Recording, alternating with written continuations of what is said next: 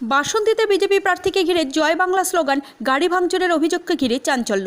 বাসন্তীতে বিজেপির প্রার্থীর ওপরে হামলা ও গাড়ি ভাঙার অভিযোগ। বাসন্তী বিধানসভা কেন্দ্রের ৭৬ নম্বর বুথের ঘটনা। বিজেপি প্রার্থী বিকাশ সর্দার যখন বুথ পরিদর্শনে যান তখন তার ওপর হামলা করা হয় বলে অভিযোগ। ভেঙে দেওয়া হয় বিকাশ সর্দারের গাড়ি, তার নিরাপত্তারক্ষীর আগ্নেয়াস্ত্র কেড়ে নেওয়ার চেষ্টা করা হয় বলেও অভিযোগ। কেন্দ্রীয় বাহিনী থাকলেও তারা উদ্ধার করতে এগিয়ে আসেননি বলে অভিযোগ। আর এই ঘটনাকে কেন্দ্র করে এলাকায় উত্তেজনা ছড়িয়েছে। এরই মধ্যে একটি ভিডিও ছড়িয়েছে সোশ্যাল মিডিয়ায়। সেখানে দেখা গিয়েছে প্রবল ধাক্কাধাক্কি ও ধস্তাধস্তি হচ্ছে।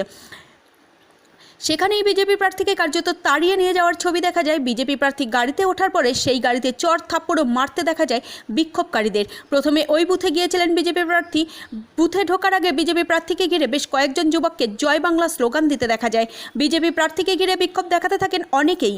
কেন্দ্রীয় বাহিনীর জওয়ানদের কাছে নালিশ জানান বিজেপি প্রার্থী। তারপর কেন্দ্রীয় বাহিনীর এক জওয়ানকে বলতে শোনা যায়, এটা পোলিং বুথ, এখানে চেঁচামেচি করবেন না। বুথ থেকে বেরিয়ে আসার পরেও বিজেপি প্রার্থীকে ঘিরে স্লোগান করেন বেশ কয়েকজন যুবক।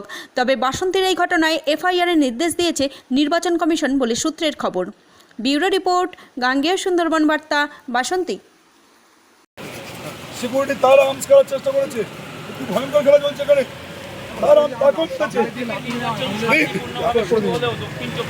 আমলে পুরো চোট হয়ে গেছে, খেলে দিয়ে লাঠি মেরেছে। আমার